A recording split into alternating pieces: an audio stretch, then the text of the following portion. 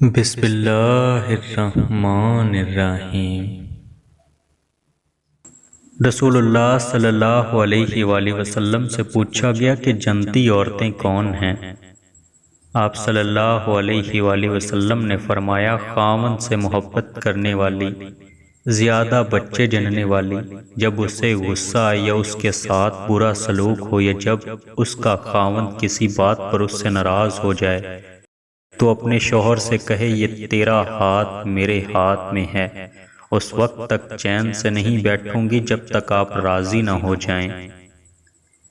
خدمت کا سب سے زیادہ حقدار کون ہے؟ ایک شخص دربار رسالت صلی اللہ علیہ وآلہ وسلم میں حاضر ہوا اور عرض کرنے لگا، یا رسول اللہ صلی اللہ علیہ وآلہ وسلم، وہ کون ہے جس کے ساتھ میں اچھا سلوک کروں، خدمت کروں؟